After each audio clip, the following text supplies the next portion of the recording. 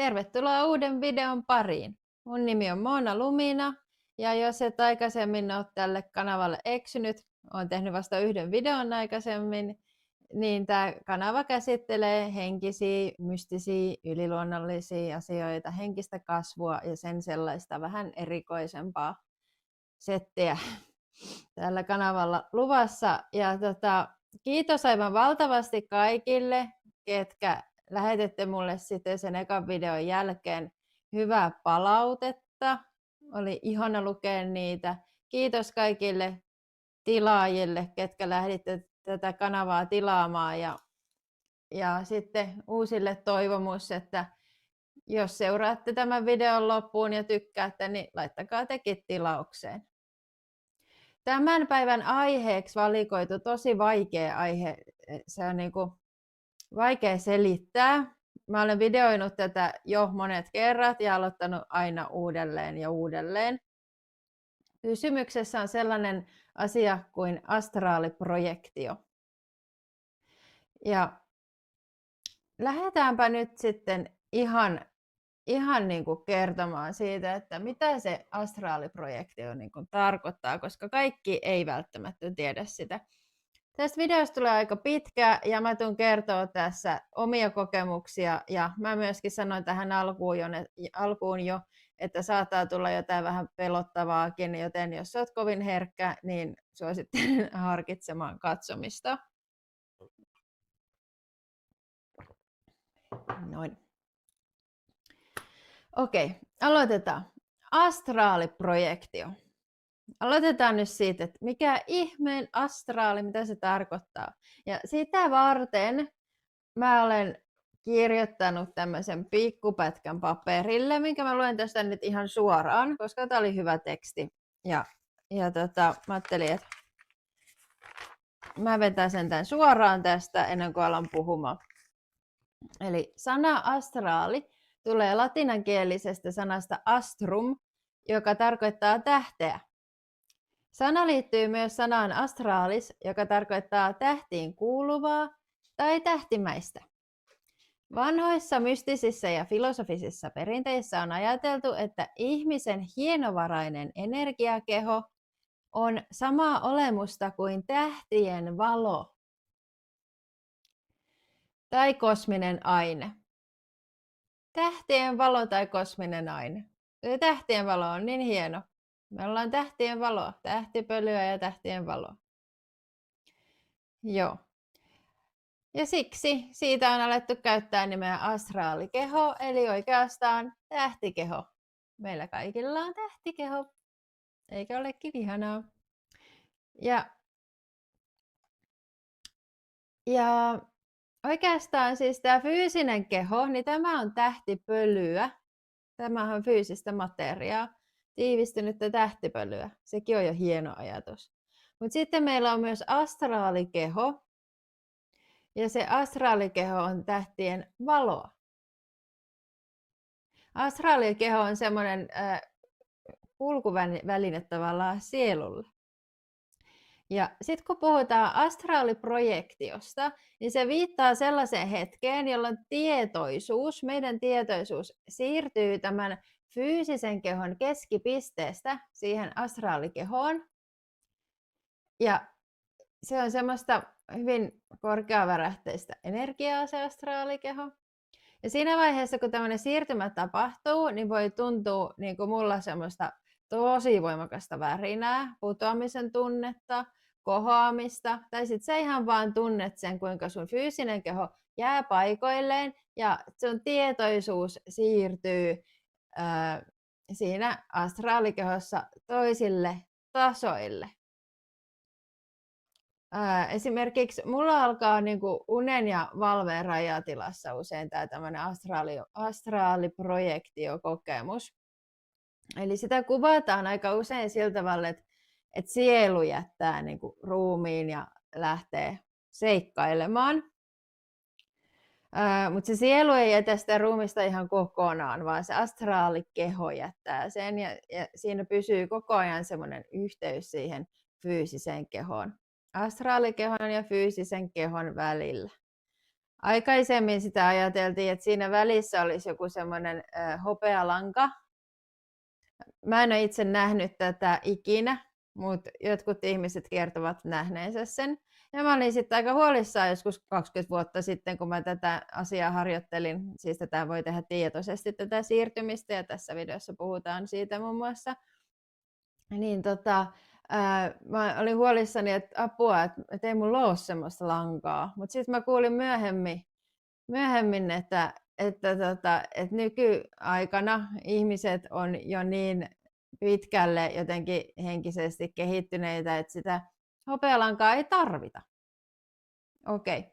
No se oli ihan hyvä uutinen sen takia, koska mä olin myös kuullut paljon juttua siitä, että jos se hopealanka on, ja et ei saa mennä liian kauas, kun lähtee tästä tonne jonnekin avaruuksiin, että ei saa mennä liian kauas, koska jos se hopealanka katkee, niin sä et pääse enää takaisin sun kroppaan. Mutta tämmöistä huolta ei siis ole. En tiedä, onko koskaan ollutkaan. Kertokaa mulle ihmeessä, te astraalimatkaajat, kertokaa mulle, oletteko te ikinä nähnyt sitä hopealankaa? Ja onko se joskus katkennut? Kertokaa kaikki mahdolliset kokemukset. Mä haluan tietää tästä asiasta, koska mua kiinnostaa tätä itseäni ihan loputtomiin. Joo. Siis mulla se alkaa unen ja valveen rajatilassa usein, että mä lähden irtaantumaan mun kehosta. Ja se tuntuu sellaisena siis sitä on vaikea kuvailla, mutta se tuntuu todella selvästi, että sä tiedät sen, että sä et ole nyt vaipumassa uneen, vaan sä oot irtaantumassa sun kehosta. Sä voit sinne niin kuin unessa myöskin irtaantua, silloin sä et tunne sitä. Mutta mulla alkaa se semmoisena tosi isona sähköisenä värinänä ensin ja sitten yleensä. Ja sitten korvis kuuluu huminaa ja sitten mä lähden vaan liukumaan irti. Okei.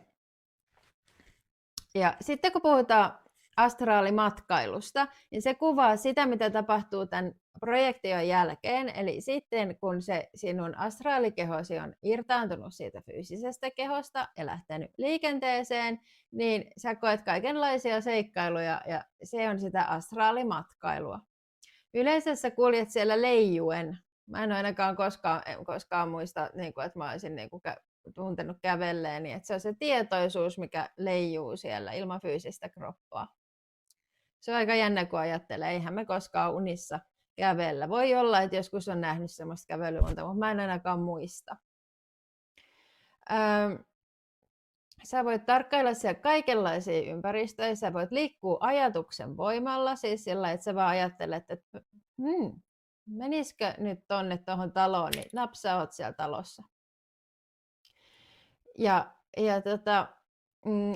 sä voit kohdata siellä astraaliolentoja. Mä voin kohdata siellä sut ja sä voit kohdata siellä muut. Ajatelkaa sitä, sekin on aika huikeeta. Mutta sitten sä voi kohdata myös edesmenneitä. Ja sekin on pitkä tarina, miten ne tunnistaa. Siis edesmenneet ei aina, joka kerta kun ne tulee uniin, niin ne ei joka kerta ole niin kuin oikeita, vaan sä voit vaan joskus nähdä vain unta edesmenneistä. Mutta se kohtaaminen on jotain aivan erityistä silloin, kun sä oikeasti kohtaat edesmenneen. Tähän me voidaan mennä jollain toisella videolla ehkä tarkemmin, tai sitten se tulee tässä selitetty. Katsotaan nyt, miten käy. Joo, ja astraalikeho, millä liikutaan, on siis yksi ihmisen energiakehoista. Ihmisellä on niitä useampia. Tähän käymään sen enempää me. Mutta sä voit siellä astraalimaailmassa kohdata kaikenlaisia olentoja. Riippuu millä astraalitasolla sä meet, koska siellä on niinku sellaisia astraalitasoja, mitkä on tosi korkeavarähteisiä. Sä voit päätyä mitä uskomattomimmille energiatasoille kommunikoimaan telepaattisesti sun henkioppaiden kanssa. Sä voit nähdä niitä, sä voit nähdä enkeleitä. yleensä mulla ainakin se ympäristö on semmoista puhdasta, kirkasta valoa. Mun mieleenpainuvin kokemus oli, kun mä kohtasin mun henkioppaan, joka oli intiaani tai on edelleen. Ja mä olin yhtäkkiä vaan siellä keskellä.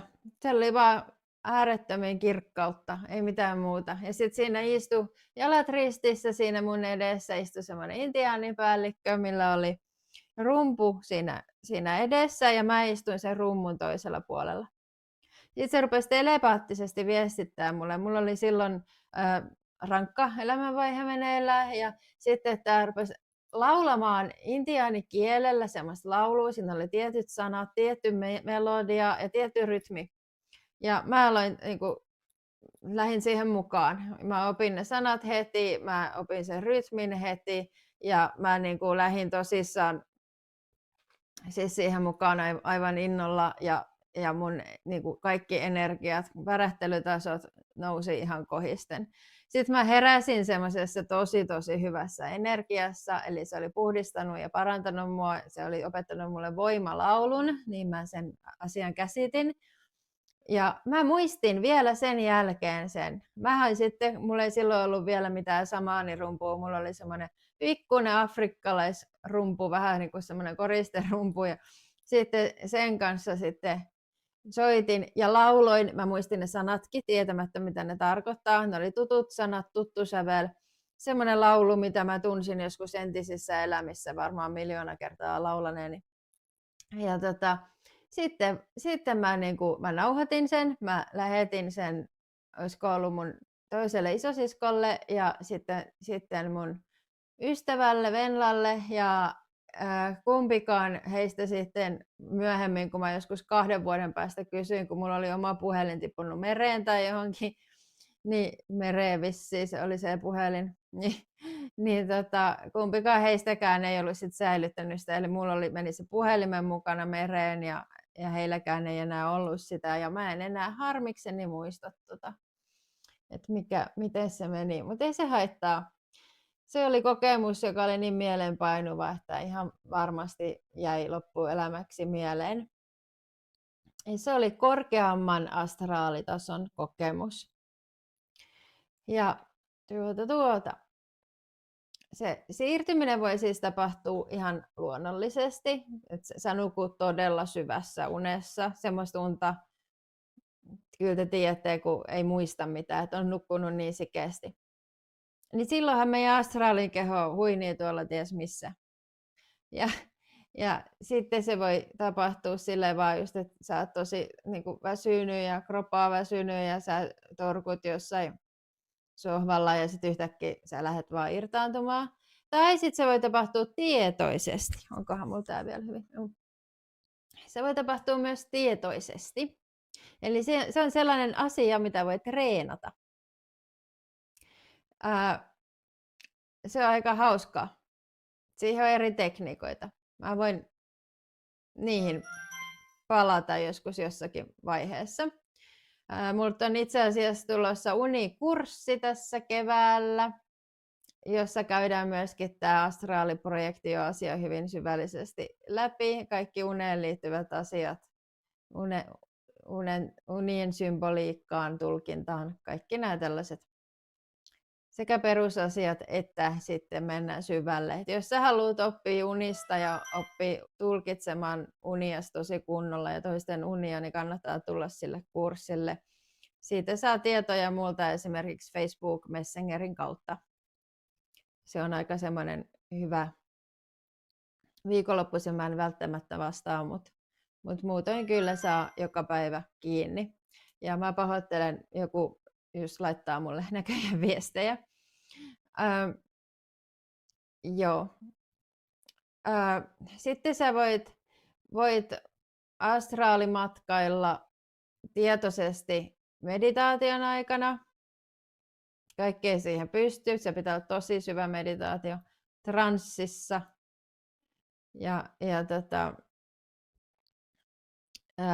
On sanottu, että myös hyvin keskittyneessä tilassa pääsisi irtaantumaan, mutta tätä mä en onnistunut tekemään. Mun keskittymiskyky ei ehkä ole sit niin riittävä, mutta meditaation, transsin kautta ja luonnollisesti. Ja sehän on siis ihan ihmisen tietoisuuden luonnollinen tapa toimia. Siinä ei ole mitään yliluonnollista, vaikka tietysti tiede selittää tämmöiset kaikki hypnagogisina ilmiöinä ja tavallisina unina, joissa ihmisen tietoisuus tai aivot käsittelee päivän aikana tapahtuneita asioita, mutta kyllä ne erottaa, jos ei erota, niin ne voi oppia todellakin erottamaan, mikä on todellista niin kuin tavallista unta ja mikä on sitten sitä, että sä todella lähdet toisiin maailmoihin. Joo, me voidaan siis tietoisesti irtaantua kehosta niin, että me pysytään samalla tietoisina. Eli se tietoisuus ei ole silloin meidän tässä kehossa, se ei ole täällä, vaan se on jossain tuolla. Tai tuolla. Ja irtaantumisen vaiheista sen verran, että mulla tulee ainakin yleensä semmoinen voimakas sähköinen värinä, niin kuin mistä mä jo puhuinkin, se, että koko kroppa, joka soluu värisee. Se ekalla kerralla, kun se tapahtuu, niin se voi tuntua jopa pelottavalta, koska susta tuntuu, että apua, mitä tapahtuu, ja sitten sä alat irtoamaan itsestäsi irti. Se on aivan huikea tunne. Ekalla kerralla pelottava. Ainakin mulla oli, kun mä en tiedä, mitä tapahtuu sillä.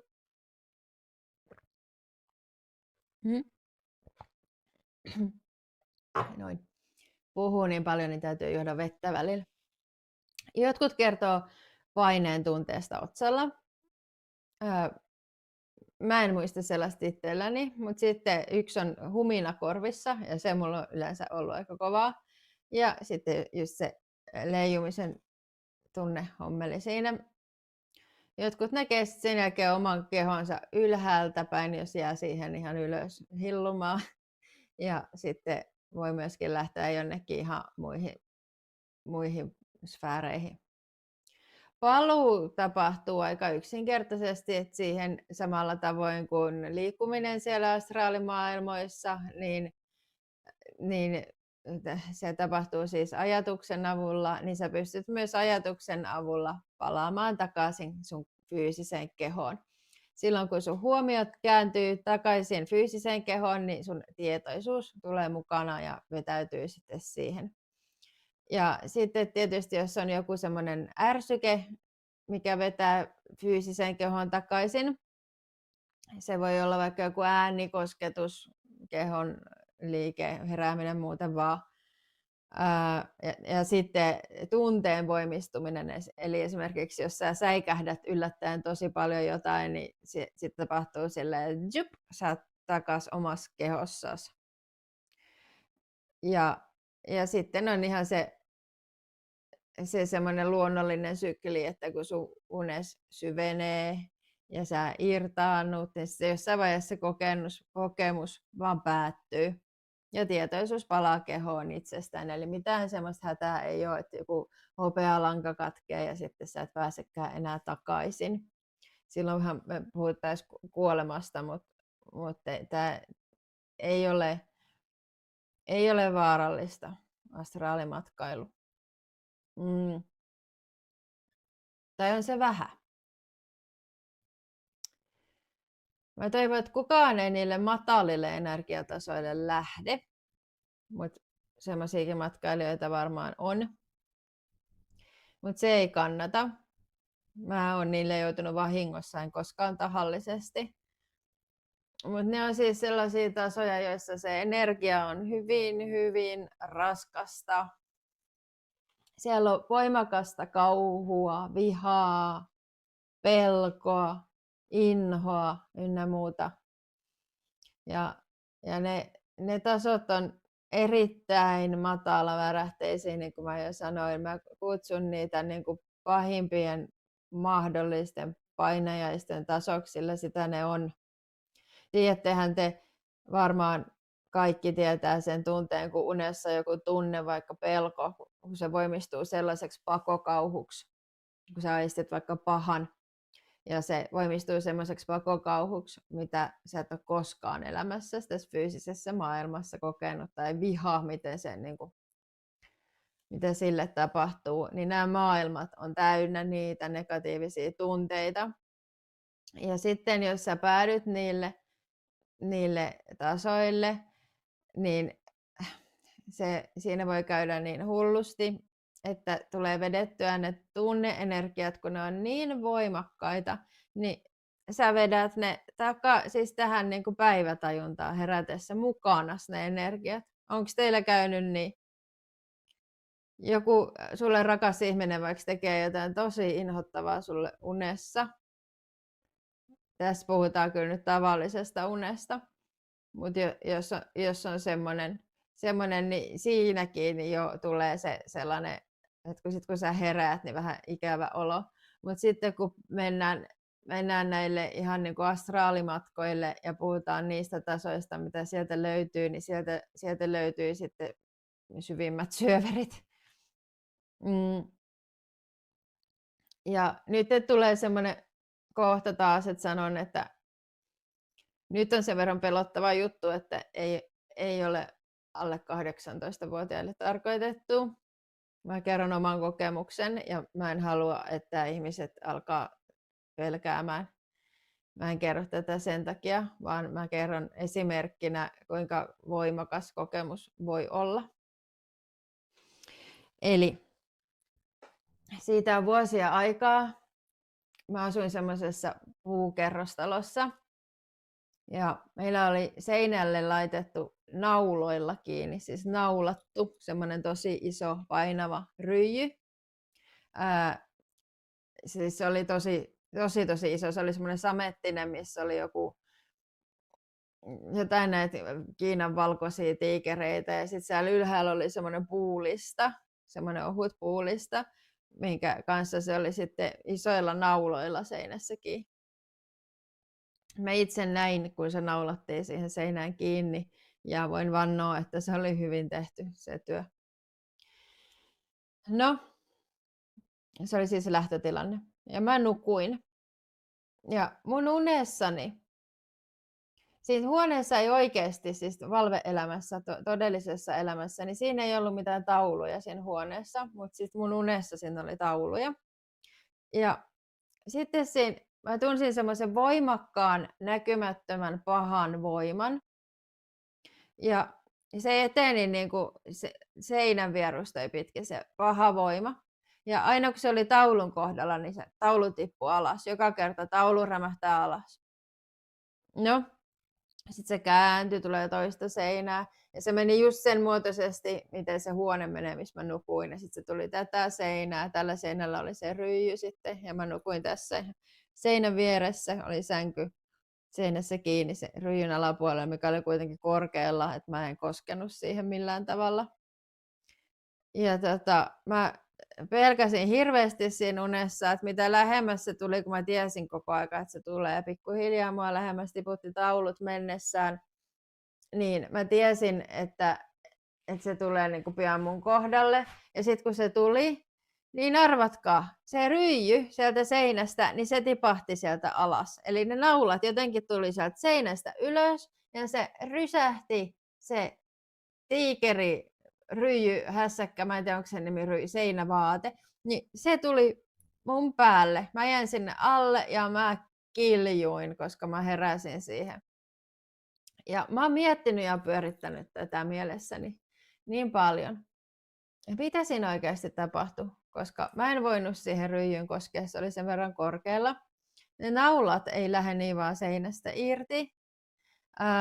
Niin 2 vaihtoehtoa.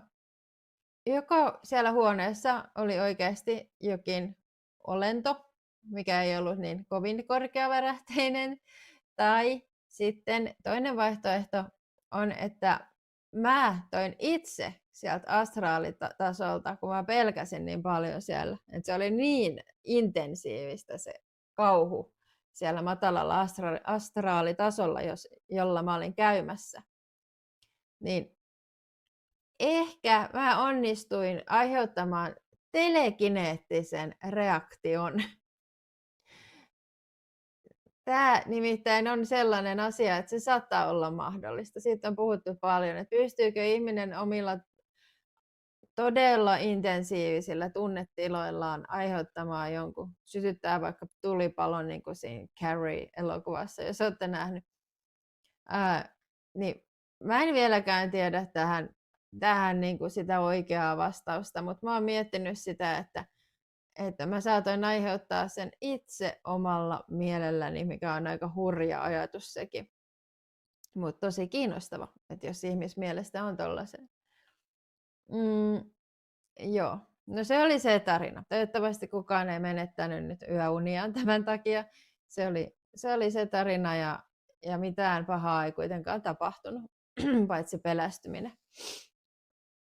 Joo. Ja onneksi näiltä tämmöisiltä möröiltä ja yöllisiltä energiatason hyökkäyksiltä, niin onneksi niiltä on helppo suojautua.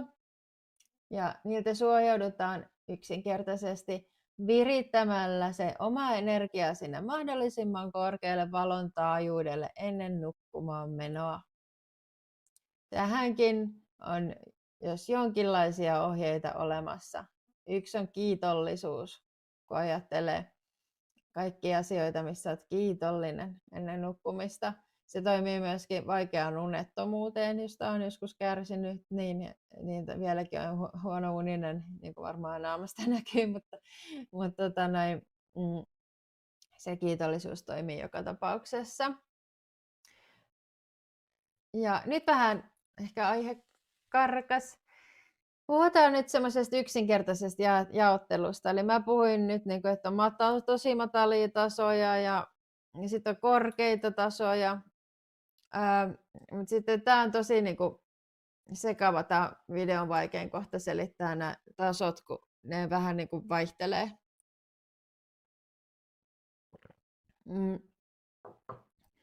Mä kutsun tätä nyt yksinkertaiseksi jaotteluksi. Siinä yksinkertaisessa jaottelussa se alempi astraalitaso tarkoittaa ihan jotain muuta kuin semmoista helvetillistä tasoa. Se tarkoittaa sellaista tasoa, mikä on lähimpänä tätä fyysistä todellisuutta. Se muistuttaa paljon fyysistä maailmaa. Siellä voi nähdä taloja, katuja, metsiä ja tuttuja paikkoja. Eli tällaisesta tasosta kutsutaan myös nimellä, tai sitä tasoa kutsutaan myös nimellä alempi astraalitaso. Mutta se ei liity niihin, mistä mä äsken puhuin. Eli voi tulla sekaannuksia tässä. Ja sitten puhutaan tässä tämmöisessä karkeassa yksinkertaisessa jaottelussa, niin usein kuulee puhuttavan keskimmäisistä astraalitasoista. Silloin ympäristö muuttuu semmoiseksi vapaammaksi, että on valtavia maisemia, sä voit lennellä jossain siellä vuoristossa, luonnonalueita, rakennelmia, paikkoja ja paikkoja, joissa tietoisuudet oikeasti kohtaavat toisiaan. Ja sitten näissä korkeissa astraalitasoissa energia on tosi kirkasta ja kevyttä ja ympäristö muodostuu enemmän valosta, väreistä ja tietoisuudesta kuin fyysisistä muodoista. Ja siellä viestintä voi olla symbolista. Ja sitten tosi korkeilla astraalitasoilla niin sä et oikeastaan tarvitse edes telepaattista kommunikointia, vaan se tieto on jo sun päässä. Silloin puhutaan, näillekin on annettu hienoin nimi, on buddhinen taso ja atminen taso, ne on hyvin korkeita astraalitasoja nämä kaksi. Ja se, kun mä kohtasin sen intiaanioppaan, minkä mä jo kerroinkin tuossa alussa, niin se oli siinä buddhisen ja atmisen tason rajapinnassa mun mielestä, että nämä tasot on semmosia, nämä hienonimiset tasot, että mä en ota niitä nyt tähän videoon mukaan, koska tästä tulee muuten niin pitkä, että pysytään tämmöisessä vähän yksinkertaistetummassa versiossa. Siltikin, kun mä katselen tuota kelloa, niin puoli tuntia tulee täyteen. Mä haluaisin vielä kertoa teille mun edesmenneen ystävän kohtaamisesta ja mistä mä tiedän, että se oli oikeasti hän ja miten hän sitten tuli mun fyysiseen kroppaan. Hän herätti mut sillä tavalla, koska hän halusi näyttää, että hänen sielunsa elää, hänen tietoisuutensa elää. Mä haluaisin kertoa mun koirasta, edesmenneestä ihanasta Iinasta, miten hän on vieraillut mun luona, tai itse asiassa mä olen vieraillut hänen luonaan molempiin päin. Ja mistä mä tiedän sen varmasti, että ne oli astraalitasoja eikä tavallisia unia. Sitten mä haluan vielä puhua näistä astraaliolennoista, minkälaisia kaikenlaisia olentoja me voidaan kohdata unissa.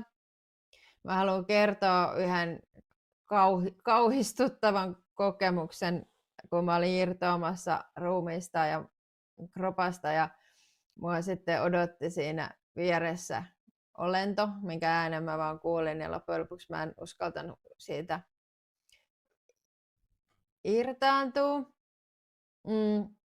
Sitten mä haluaisin puhua semmosesta, kun tuntuu siltä, että sänky nostetaan yhtäkkiä pystyyn ja siis keikautetaan ja se yritetään tiputtaa sängystä alas.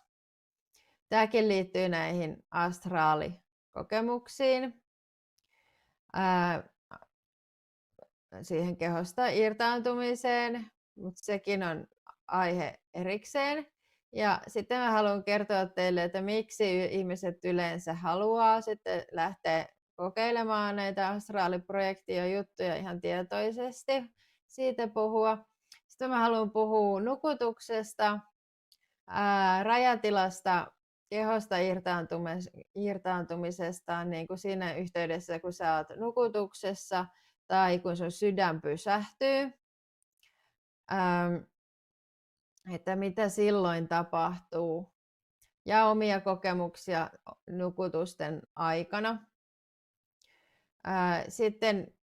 Sitten voisi käsitellä vielä sitä, että mikä on niin kuin ihmisen astraalikehon ja sielun ero. Jotta tästä videosta ei tule nyt kauheasti pitempi kuin puoli tuntia, niin mä ajattelin, että mä voisin tehdä tästä 2 videota. Joo, toivottavasti tuutte siis katsoa sen seuraavan videon. Tämän videon alle voi jättää kommentteja ja kertoa omia kokemuksia, ehkä kysymyksiä, mihin mä voin videolla vastata sitten myöhemmin. Ja eipä mulla mitään muuta tässä nyt sitten. Oikein hyviä astraalimatkoja, jos menette nukkumaan, ja turvallisia sellaisia. Mä kerron ensi kerralla lisää. Moikka!